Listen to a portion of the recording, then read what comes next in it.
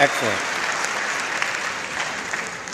Okay, we've selected, they've been great questions, and we won't have time to get through all of them, but we'll see what we can do. And I'm going to, some of them are directed at individual people, most of them aren't. And so I'll just throw it open and people can answer for each one. This one, the first one we'll start with, I think it's an interesting one. It says, from Anne, if you could give us all a one-word piece of advice for our own science storytelling, what would it be? And P.S., thanks for showing us how sexy science is. I don't think that referred to your shirt, but it's okay. That we can probably do. One word, I guess we can go across, or if you want. Well, you don't have to be everyone. Anyone want to give a one-word piece of advice? Yes, go ahead. Algebra. Learn algebra. Ooh. I got one word. Yep. I got one word.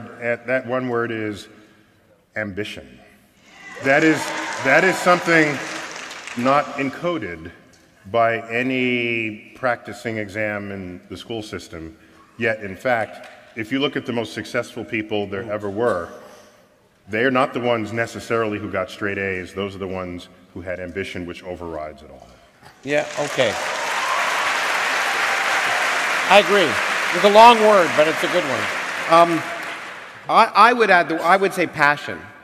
I think, in the terms of storytelling, too many people, we said this last night too, too many people, I think, are afraid to inject their own story or their own passion when they're talking about it as science. But if you don't talk about what you're interested in, no one else is going to be interested in it. Empathize. What? Empathize, because the best people, the best teachers of science and the best writers about science are the ones who can empathize with people who don't quite get it yet. I was going to say the same thing. Anyone else want to throw in? You've been jumping ahead? No? I would just say, Richard. Yeah. What? I was going to say emphasizing exactly for the same reason, but I'll say instead poetry then. Poetry. Excellent. Excellent. Anyone? I would just say that you should be able to tell it so that your mother can understand it. Hey, that's good. My mother never listens, but it's okay. And if your mother's a theoretical physicist? yeah, that's right. That's right. She should tell you that. All right, fine. Thanks. Okay, here's one that's actually a little bit related to what Neil was just talking about, but I think we can expand on it. Anita says, I've always wanted to be an astronautical engineer, but I am horrible at math, but I've got lots of passion. Can this dream ever be a reality, and where do I start? So it's an interesting, I guess I'll start with that. I mean, I think, as Bill said, math is the language of science, and I think you have to be able to be adept at it. Math is the language of the universe. Yes, you're right. I agree with you there. Brian? I agree, but let me just finish, and then we can. Too many people think that you have to be a mathematical wizard to be even a physicist. I mean, much less an engineer. But it takes all types. I know people who've won the Nobel Prize. I know people. You don't have to be the best mathematician in your class. You don't have to be a whiz. It takes all types to do science, and that any stereotype just doesn't work. If you're interested, do it. What's that have to do with you knowing Nobel laureates? Who were not the best in their class. Oh, fine, thank you. Okay. Who weren't necessarily even that strong in math. Okay. But the other thing, I'll just say, you say you're bad at math. I bet you're not that bad. And I just want to remind you that when it comes to math, there's no substitute for practice. It sucked for me. It sucks for, you just have to practice. So when you come to me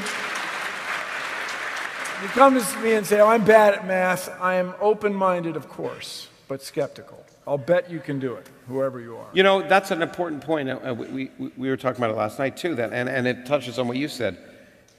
I like science museums often because they show science is fun, but science is hard work, like anything, to do, like music, like anything else, to do it well. And it takes a lot of work. So and if you don't enjoy it, you can't do the work. But just enjoyment alone isn't enough. You've really got to be willing to work at it. I think what's really going on here is people presume that they presume that if the math is not coming easy, that therefore you'll never learn it.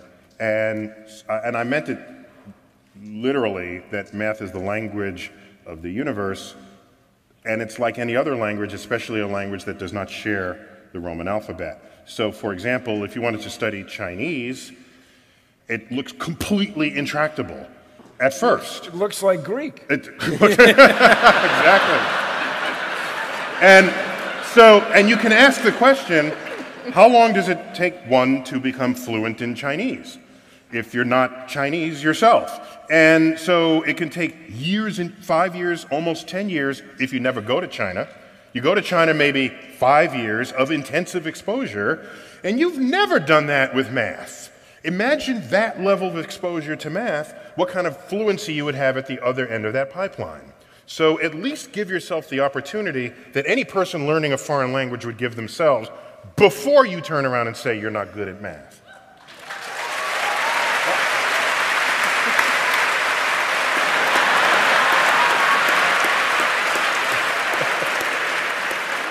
Brian, Get me started. yeah, you don't want to get him started. I know that from experience.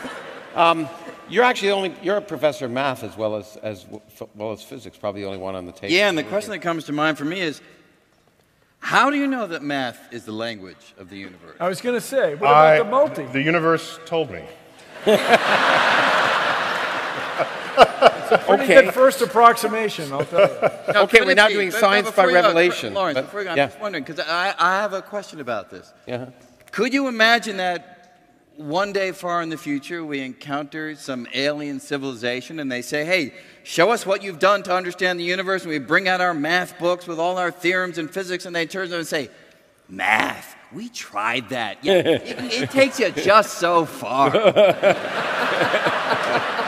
And the real way to do it is like this. I would say that whatever that real way is not manifest to us at this moment. And until that day happens, where an alien tells us how backwards we are, all I can say is that the math that we did invent out of our human brain, as you surely know, Eugene Wigner said, the unreasonable effectiveness of mathematics in describing the universe, the fact that it works at all is sufficient enough for me. But here I want to have a note. And just because you still can't figure out your string theory, don't come crying to me.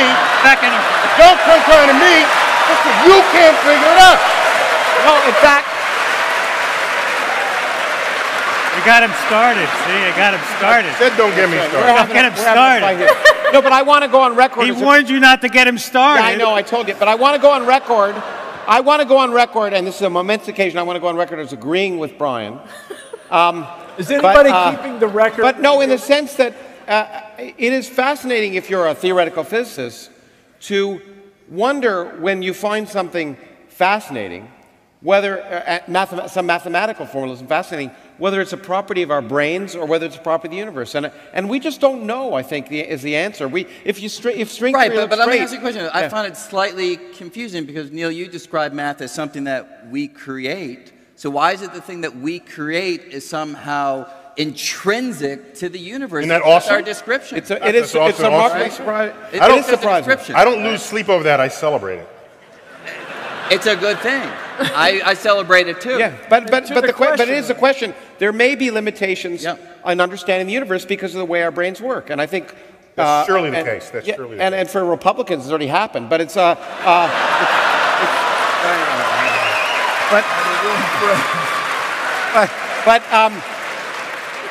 no, but seriously, that's an interesting question, and we really have to wonder about that. And if you're again working as some of us are at the forefront of physics, you wonder at some point when it's going to end. It's some Republicans. Yeah. Well, but to the questioner's question, I wouldn't worry about the possibility that mathematics is going to turn out to be ineffective in describing the universe, and use that as a reason to not keep practicing. And press on. That's right. Okay, next question. Could be an engineering perspective. Yeah, no, there you go. Excellent. Next question from Joel. What do you believe or hope will be the most significant scientific advancement over the next few decades? And I know I have a pat answer to this, but I'll wait to see if anyone else has one. No? We don't know what the next most significant scientific discovery is going to be, for crying out loud. Well, exactly. The point I always say, if I knew what why it are would be, you guys exploring Mars? What are you going to find there? We don't know. That's why we're going. Yeah, that's Crying out loud. great. And as an Wait. That's not go fair. on. It's No, not- wait. No, there are two kinds of exploration. One of them is, I have no idea what I'm looking for, but maybe I'll find it when I see it. Okay, Another kind of explanation. You can't argue with him. I've learned it. It's really Another kind of exploration is, we think we know what's going on, and we want to test our hypotheses. That's another kind of exploration. And one of them is there life somewhere else? We know there's life in at least one place in the universe, and that's called Earth. So what I want to do is go to the frozen surface of Jupiter's moon Europa, cut a hole, go ice fishing down there, put a submersible, see if something swims up to the camera and licks the lens. That's what I want to look for. Look for life. With you. Life. But Neil, you were looking for something. When was the last time you just went, I hope to discover something? No, you're always looking for something. No, but whenever we look not for bad. something, we are often surprised. And I think that the point is that if we really could anticipate the progress of science, it almost, in some sense, wouldn't be worth doing, because it means we'd already kind of know where we're going and what the answers are. And I think so when people ask me, what's the next great thing, I say, if I knew, I'd be doing it right now. And so I think there is this sense we are driven by questions, interesting questions, but often those questions lead us to answers that lead to more interesting questions that are totally different than the ones we came up I with. say not just often, but most times. Yeah, I agree. so I think that... But you can say something about the question which you really would wish to know the answer to. And, I mean, for me, it would be what's consciousness? Because that's totally baffling. Richard, you know what I think? I agree. Not that you asked, but what I think on this is consciousness has kind of baffled us for a while, okay? And evidence that we haven't a clue about what consciousness is drawn from the fact of how many books are published on the topic, right? We're not really continuing to publish books, not really, on like Newtonian physics. It's done, all right? So the fact that people keep publishing books on consciousness is the evidence we don't know anything about it, because if we knew all about it, you wouldn't have to keep publishing. So what I wonder,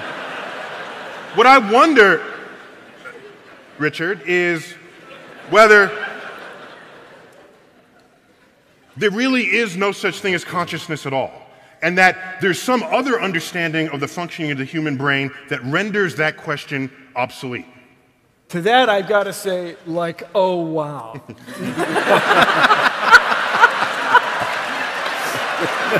Perfect.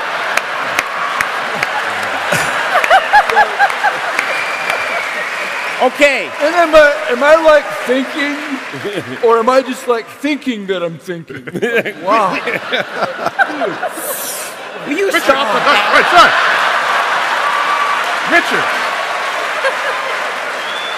we went decades not understanding the precession of Mercury. It was this big mystery, and we invented solutions to it, like a mysterious planet Vulcan tugging on it such that it's perihelion precessed. And that wasn't the explanation at all. It was obviously general relativity, another thing, not the original question we were asking. So you say you want to know what consciousness is. Maybe that's not even the right question. How about this? What's the nature of consciousness? Excellent. Okay, let's move on.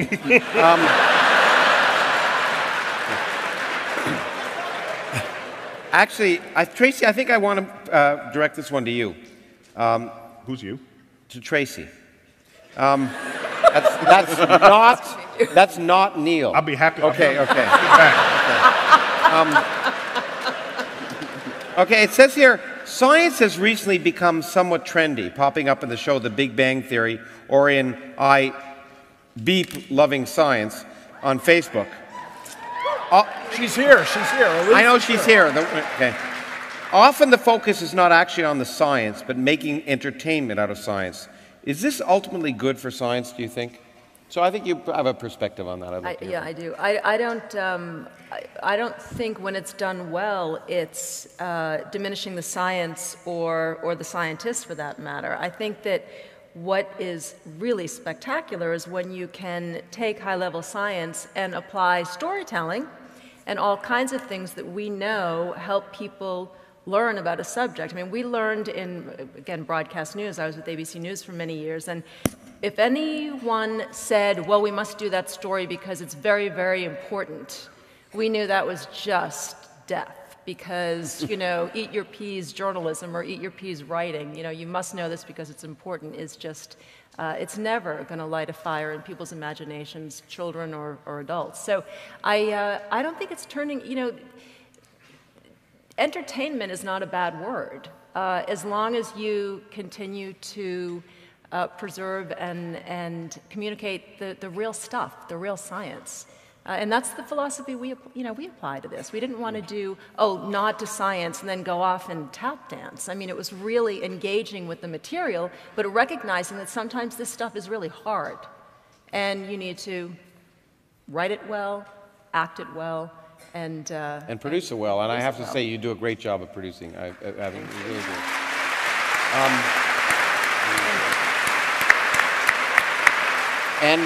I only wanted to answer that question. All you have to look at is what is going on in this stage tonight. This is entertainment. I hope so. This is absolute entertainment.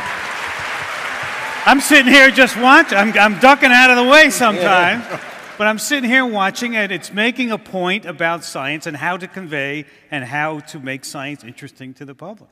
You're getting into these. Yeah, I agree. This is how to do it. I think fun and entertainment are overrated. That's because you're British. That's because you're British. No. It's okay.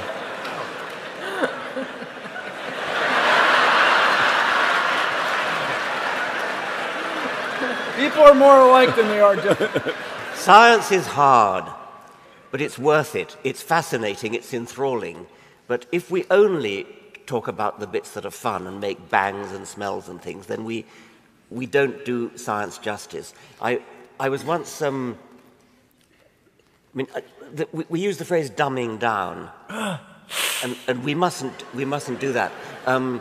I once gave a speech at a British conference about the public communication of science, and I was ranting against dumbing down. And at the end, some man got up and said, "This is not an exaggeration, this is a true story." He said, "Maybe we need dumbing down in order to bring women and minorities into science." We're gonna get there because there are a few questions about that. In fact, that's why we fought a war to get out of England and start a new country.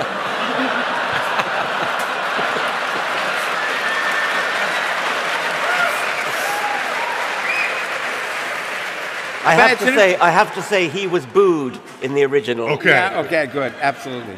And we actually, speaking of that, we are going to have Larry Summers here at one of our events next year, so you can ask him about that if any of you know about that. But anyway, the question is, the next question is: many of you are involved or aligned with the skepticism movement. How do you keep an open mind scientifically without using skepticism as an excuse for inaction? Can a person be a proactive skeptic? I think that's an interesting question. Are you kidding? I knew you thought. I think, Lawrence, correct me, but people confuse, in the modern word that's been made up, is conflate the word cynicism with the word skepticism. They're two different words. Yeah. But I mean, I know not I see a lot of young people, but one is you're not going to pay any attention to anything. You just think everything's screwed up and nothing's ever going to work out right. That's cynicism. But skepticism is you're presented with evidence and you do your best to draw conclusions based on that. So, as the saying goes, I am Bill Nye, do you believe in ghosts? No. However, I'd love to see one. And bring it on. So I am open-minded to the idea, but the more I look into it in a skeptical frame of way of thinking, the less likely it seems. But bring it on. When I was young, the universe was slowing down. Well, it turns out that's not, right? Mm-hmm. Do I run in circles screaming? Or do I go, that's cool? But I do want to know why. Yeah. And well, you know, and I think that's the point. Is being wrong is really the most exciting thing in science. And in fact, as I often say, you know, when I debate people, speaking of skepticism, there are people who don't accept the fact that evolution is a fact, and I've spent an undue amount of time in this country talking to those people. Well, talking to school boards and others in government, trying to. Which I want to applaud. But anyway, but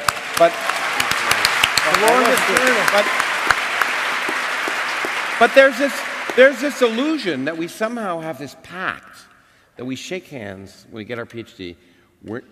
Evolution, can't question it, and you know we want to be right, and the people don't understand that the way to become successful is to prove your colleagues wrong.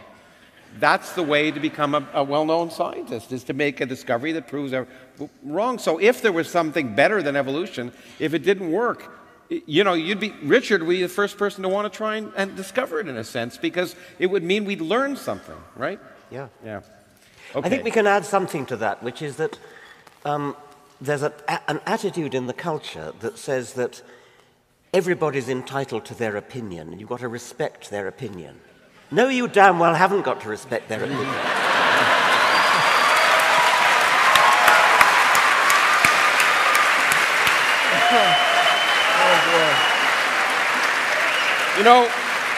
You know, that's a great segue because there's an opinion of Neil's that I don't like, and Really?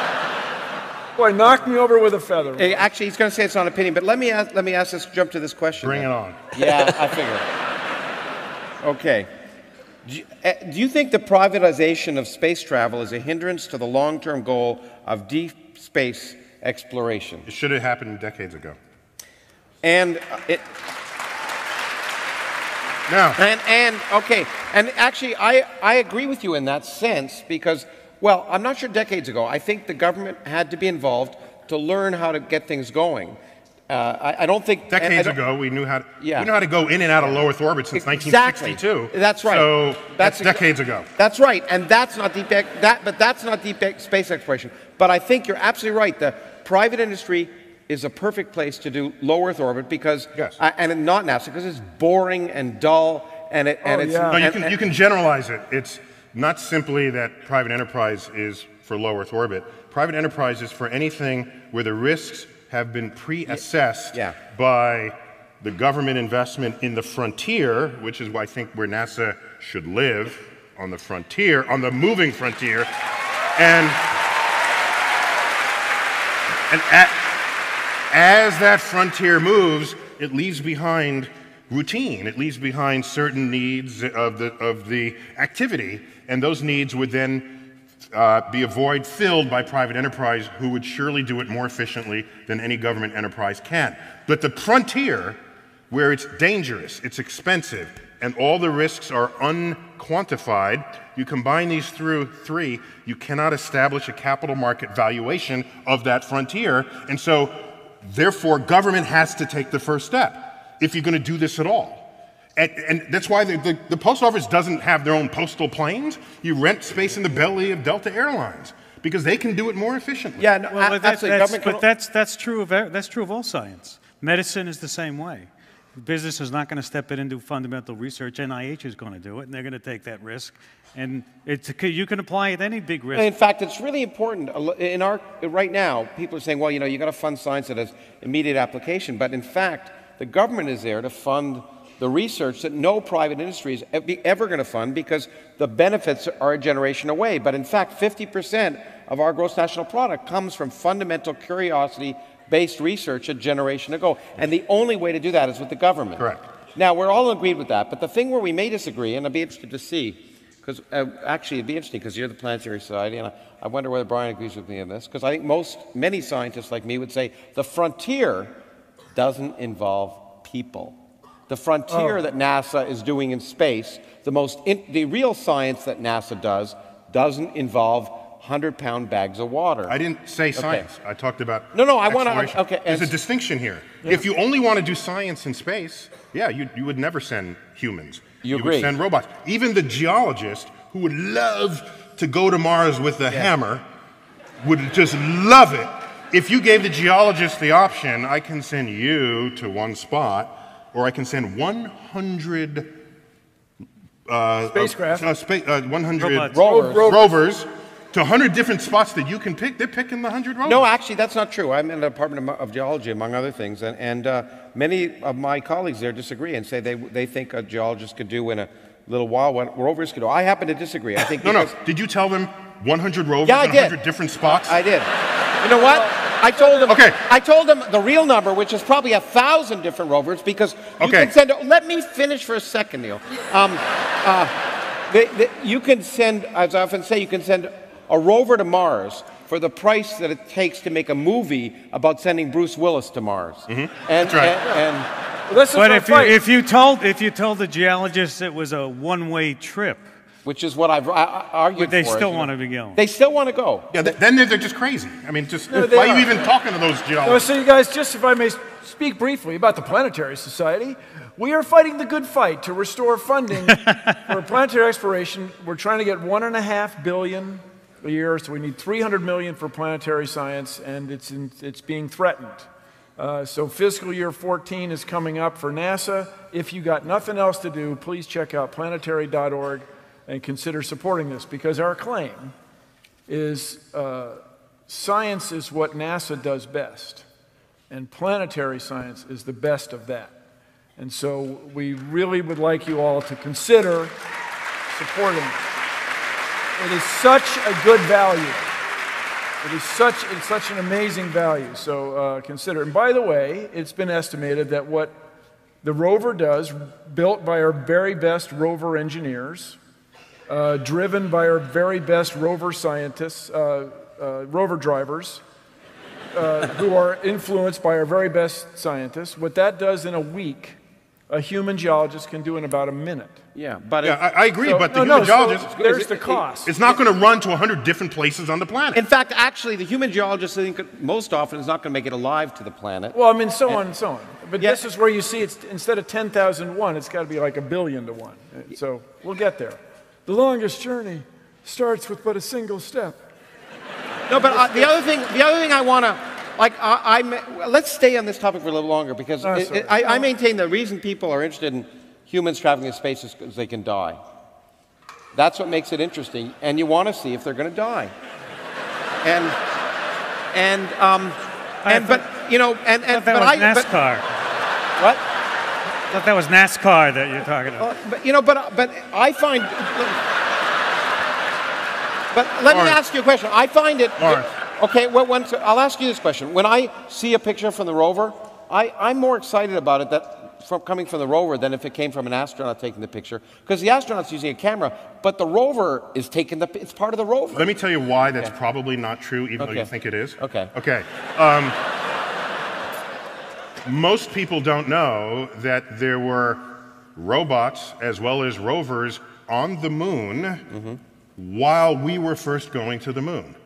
But you didn't know anything about those because the media focused on the astronauts. And it's the astronauts through which we gain vicarious access to space, because they have mouths, they have brains, they have a childhood memory, they have school teachers that can talk about those astronauts.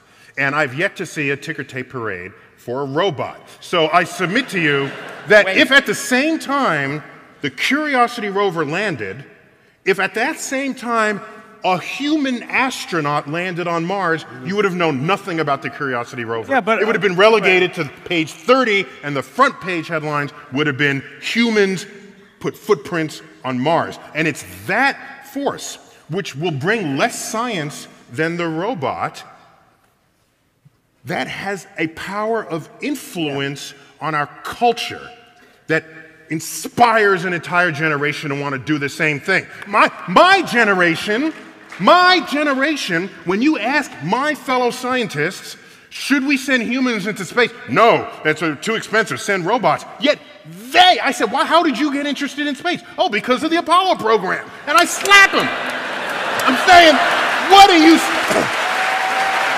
No, that's it. No, there would on the other hand, if you remember, if Apollo 13 hadn't been the dramatic failure it was, they would have canceled the rest of the Apollo. They canceled 3 of the last missions. There were three Saturn V rockets lying on the ground around space, around the country, because it was so interesting that they abolished the last 3. No, that's delusional, and I'll tell you why. It's not incorrect. That's the fact. No. You can argue with the facts. Watch me. Okay. So, I'm sorry. Everybody mentioned their book. It's time for me to mention my latest book. I don't think anyone mentioned their book, actually. My most recent book is titled Space Chronicles, but that wasn't the original title. The original title was Failure to Launch. But The Dreams and Delusions of Space Enthusiasts. And the publisher says, that's too depressing. You can't have the word failure in your title. But that's what it's about. What you just said is a complete delusion. It presumes that we went to the moon for science. It presumes that we went to the moon to explore it. But that's not why we went to the moon. Brother Neil, no, it is not. No, it is not. We went to the moon because we were at war. Sputnik was not just some orbiting spacecraft. It was a hollowed-out intercontinental ballistic missile where they took out the warhead and put in a radio transmitter. The military knew this. That's what founded NASA.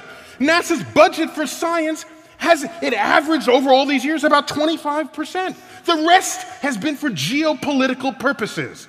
All right? So it's the I don't want to die driver in this world. That's why we spent all this money. And so the moment we learn Russia's not going to the moon and it's certainly not going to Mars, we canceled the program. It had nothing to do with public interest. Okay, now let me... It is a... Let me try... I got to pull back. Yeah, you got to come in. But it is... let me try and bridge that gap a little bit. I'm going to be silent. No, you're not. I think it's really important to point out that this is a political issue. And in fact, me and Buzz Aldrin together testified before the House Science Committee on Space Exploration. And when I said that humans don't do science in space, I didn't argue, in fact, even before the committee, that we shouldn't send humans into space. We should just say honestly why we're doing it. We're doing it for adventure. That's why we're doing it. No, but that's not what funded it. Hold on. No, that's not true. See, you said you wouldn't talk. I did say. Okay. You can say that. No, but hold on. There's no there. Okay? No. Just look at the history of everybody doing big projects, and it's never driven by exploration. It's never driven by science. It's never driven by curiosity. Not if it's big and expensive. It's driven by the fact that people don't want to die. So there's a war driver. It's also driven by the fact that people want to get wealthy. So hold on. We have the Large Hadron Collider. The Large Hadron Collider. Do you know? Oh, no. No.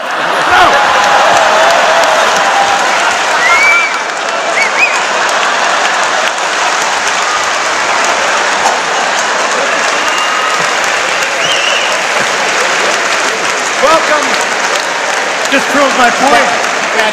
The Large Hadron Collider. Please remind me of the total construction cost of the Large Hadron Collider. I don't know, about $10 billion. About $10 billion. That is 6 months of NASA funding. So you call that big budget? Not here in America, it's not. Yeah, NASA's budget's about $17 billion. Doesn't go as far as it used to. No, so it's expensive, but not on the scale that we're talking about here. That's all the countries share. That's not big money. Okay. Big money is... A shuttle mission costs $1 billion here. I'm not saying it should cost that, but that's what it does. And who writes those checks? It's people who do it for geopolitical reasons, not because they care about science. Our super collider, the one that you would have benefited from, The superconducting super collider started to get funding in the 1980s, wasn't it? Yeah. 200-mile ring, it would have been... No, it would 60-mile ring. 60-mile diameter, the circumference. 60 miles around, yeah. I thought it was 60 times Well, take pi. it from me, it's 60. Pi? No, it's 60. Okay. Better story with 60 miles? 200, though. Brian? 60. 60. Circumference? Yeah. Yeah. Okay, I've been saying it wrong all these years. Well, like Never a lot of mind. things. Thank you. Never mind. Okay, no. So watch. So here's a super collider.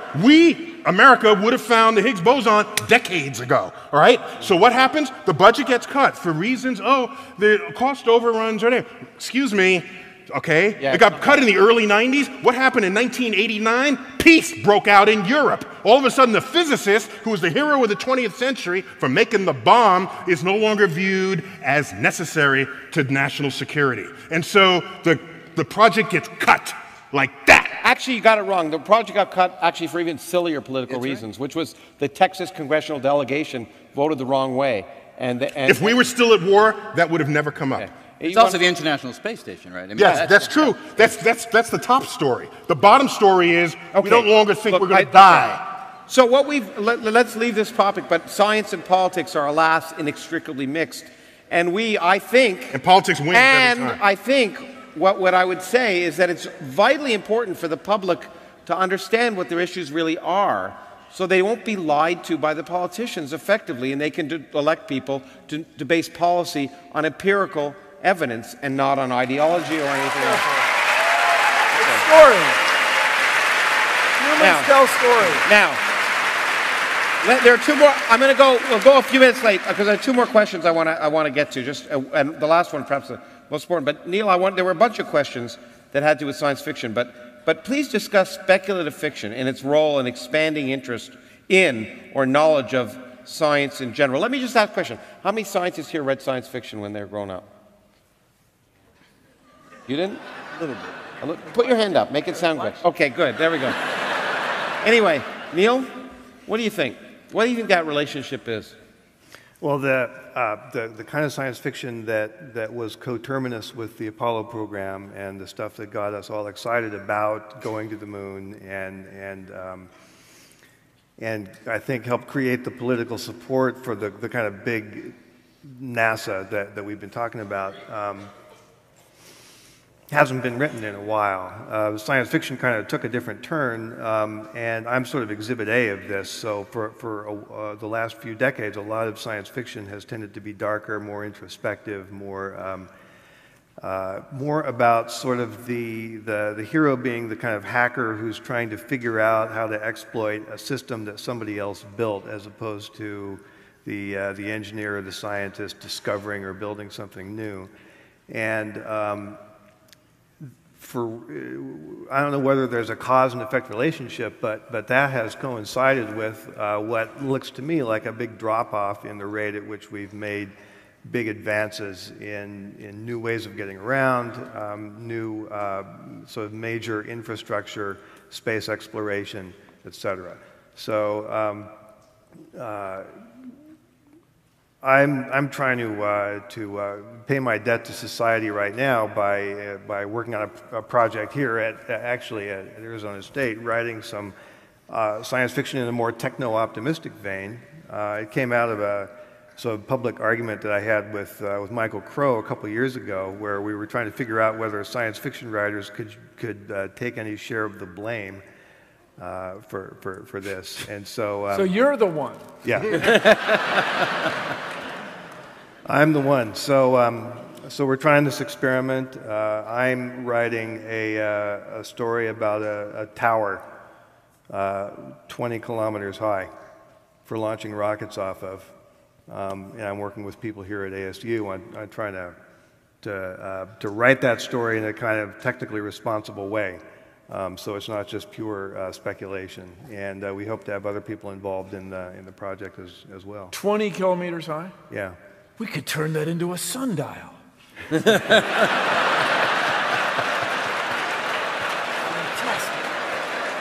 Oh, the engineers. Here's the engineers. thing. Well, here's the thing. For me, I'm of a certain age. For me, it was Star Trek. Yeah. And the thing about Star Trek... I can't argue with that. Well, I mean, there's technology.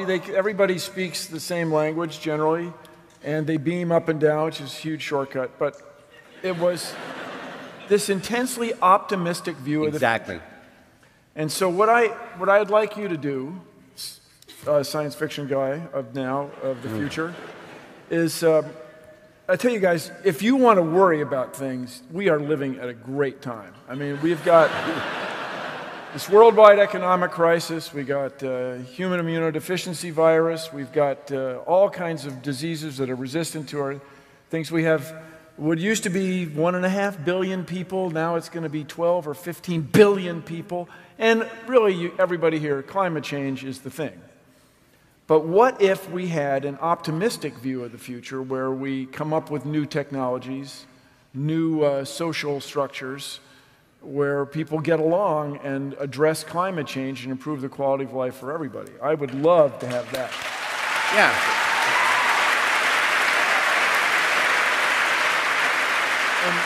Well, just before, as a tribute to my mother, the key to this, the start of this, is to educate women. And this is half of the humans are women or female, because there's some people that are younger.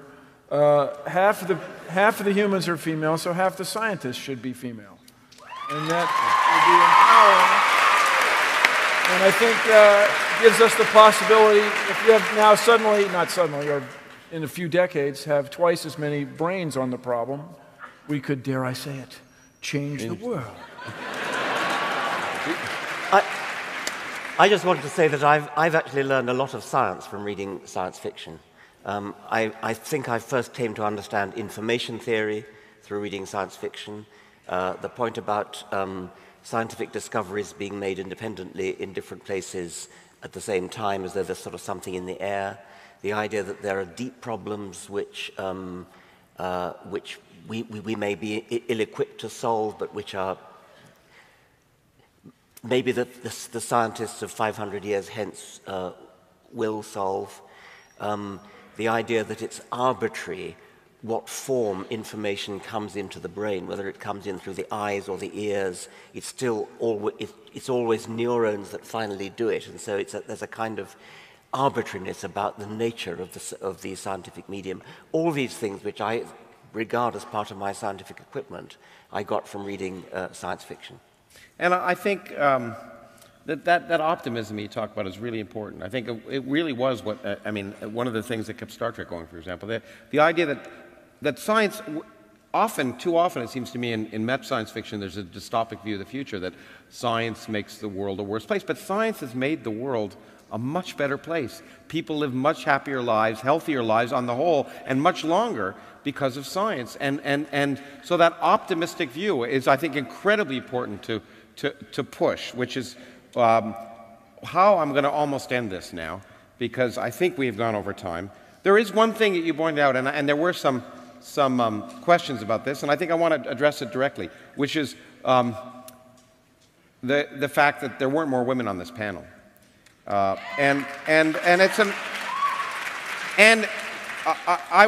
was at the Nobel Prize ceremonies a few years ago, and they addressed the fact that there were more women Nobel laureates, and what they said was it's a fact that because of societal issues, that women weren't encouraged to go into science, and the Nobel Prizes are given most often for things that have done 20 years earlier, 50 years earlier, and in 50 years from now, half the Nobel Prizes will be for women because there are women in science. And I'm hoping that events like this, we are the old guard for the most of us, even you, and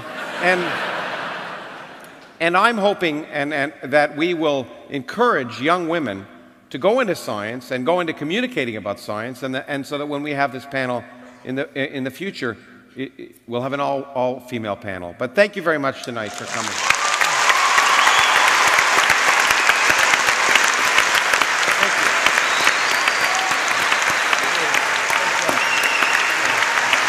Why don't you stand up and take a bow?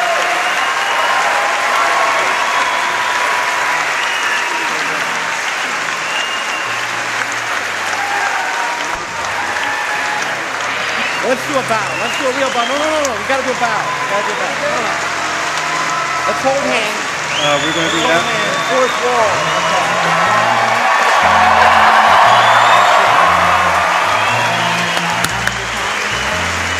Drive home safely. What's that?